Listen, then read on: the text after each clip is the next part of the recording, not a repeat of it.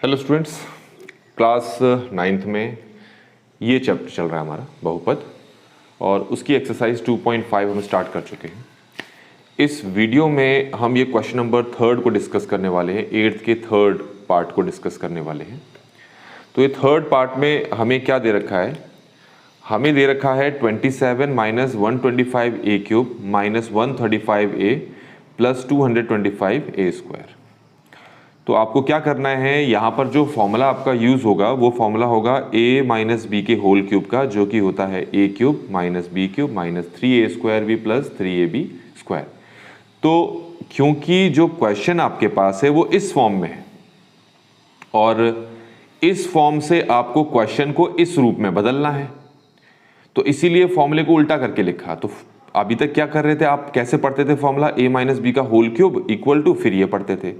लेकिन इस वाले क्वेश्चन में उल्टा है, पहले आप इसको पढ़ोगे और फिर ये पढ़ोगे। तो जो पूरा का पूरा क्वेश्चन है वो इस रूप में आपको दे रखा है, इस रूप में।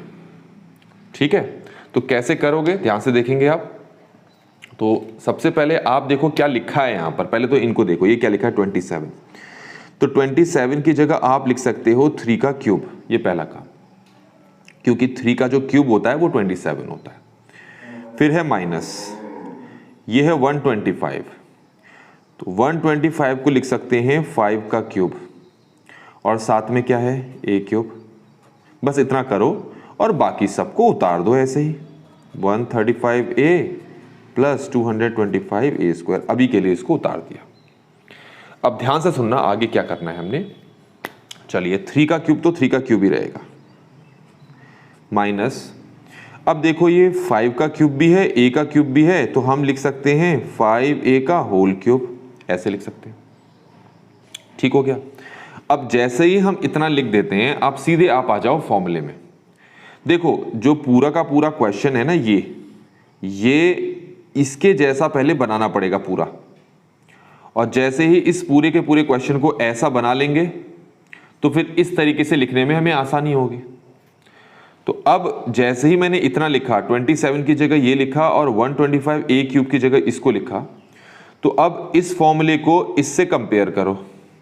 आप देखो ये क्या लिखा है a क्यूब और ये क्या है 3 का क्यूब, तो फिर a की जगह कौन है 3, फिर माइनस की जगह है माइनस, फिर फॉर्मूले में हमारे पास है b क्यूब और हमने यहाँ पर लिख लिया है 5a का क्यूब, तो फिर b की जगह कौन है 5a।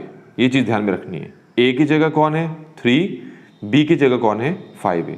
इसी चीज़ को देखते देखते आगे बढ़ना है। माइनस की जगह माइनस, 3 की जगह 3, मल्टीप्लाई, a की जगह स्टार्टिंग में बता दिए थे a की जगह कौन है 3, तो इस a की जगह मैं लिख सकता हूँ 3 का स्क्वायर, मल्टीप्लाई, b की जगह किसको लिखना है 5a, तो इस b की जगह मैं लिख लेता हूँ 5a, प्लस की जगह प्लस, 3 के प्लेस पे 3, मल्टीप्लाई, a की जगह शुरू में बता दिया था 3 है, मल्टीप्लाई, b की जगह 5a, तो ये हो जाएगा 5a का स्क्वायर। अब क्वेश्चन को दोबारा से देखो, क्वेश्चन पूरा ये है। तो 3 क्यूब, देखो 27 के बदले हमने 3 क्यूब लिख दिया, माइनस के बदले माइनस लिख दिया, 125a क्यूब के बदले अब हमने 5a का क्यूब लिख दिया, माइनस के बदले माइनस लिख दिया। अगर इन सबको सॉल्व करोगे तो 135a ही आएगा, प्लस की जगह प्लस है और 225a स्क्वायर यहाँ पर है, इन सबको मल्टीप्लाई करोगे तो यही आएगा। तो इसका मतलब है कि ये जो हमारा क्वेश्चन था अब वो इस रूप में बदल गया है। तो इस रूप को इस रूप में कैसे लाना है, कैसे लाओगे, इक्वल टू, ब्रैकेट लगाना है, पहले a है फिर माइनस है फिर b है। तो इसमें a कौन है, ये है a, फिर माइनस b कौन है, ये है, और क्यूब लग गया।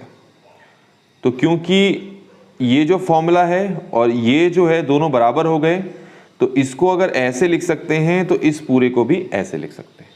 तो इस तरीके से बच्चों इस क्वेश्चन को हमने यहाँ पर कंप्लीटली सॉल्व कर लिया है। Thanks for watching.